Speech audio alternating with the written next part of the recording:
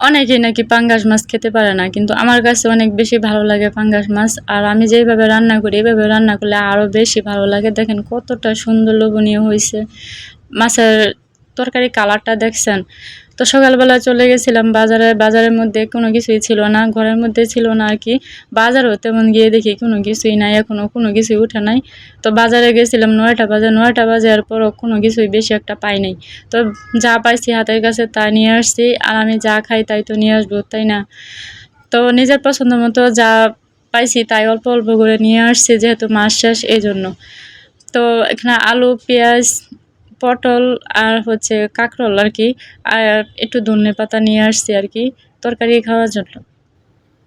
আর এই মাছটা মনে করেন যে একটা দোকানে শুধু পাঙ্গাস মাছ ছিল, আর ছোট মাছ অনেক ছিল। ছোট মাছের মধ্যে মানে কাঁটাওয়ালা মাছ ছিল, চান্দা মাছ তো আমার কাছে ভালো লাগে নাই, এই জন্য আমি একটা পাঙ্গাস মাছ নিয়ে আসছি। তো মাছটা জ্যান্ত ছিল।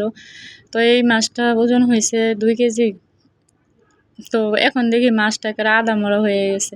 যাই হোক, আমি সুন্দর করে মাছটা পরিষ্কার করব। আর অনেকেই দেখি মাছ পরিষ্কার ছাড়া কী করে খায় আমি নিজেও বুঝি না, বুঝতে পারি না। আর আমি একটু কালচে দাগ থাকলে এই মাছ আমি কখনো কাটি না আর কি।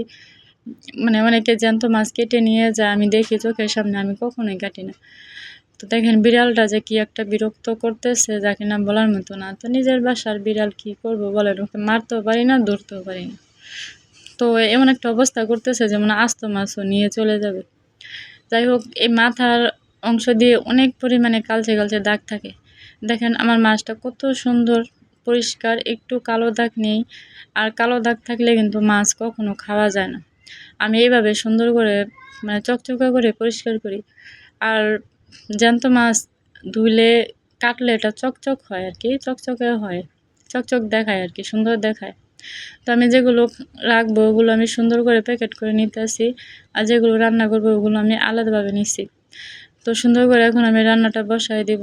এখন মনে করেন যে 11টা বেজে গেছে আর কি।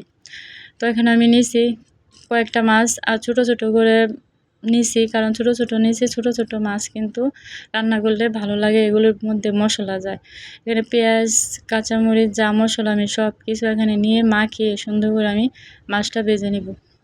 এটা এক ধরনের রান্না বলতে পারেন, এভাবে রান্না করে খেয়ে দেখবেন অনেক বেশি ভালো লাগে। আর অনেকে মাছ বড় বড় করে কাটেন, আমি কিন্তু ছোট মাছ পছন্দ করি। মানে ছোট মাছ যদি ছোট কাটা হয় তাহলে ওই মাছের মধ্যে আর কি মশলা সুন্দরভাবে ঢুকে। তো দেখেন আমার মাছটা কিন্তু সুন্দর করে আমি উল্টায় পাল্টায় ভাজতেছি, আর পেঁয়াজগুলো কিন্তু সুন্দরভাবে ভাজা হয়েছে। তো এখানে রান্না ভাজতে ভাজতে উল্টায় পাল্টায় দেখেন আমার রান্নাটা কতটা সুন্দর হয়েছে, মাশাল্লাহ। এই যে দেখেন কতটা সুন্দর হয়েছে, লোভনীয়।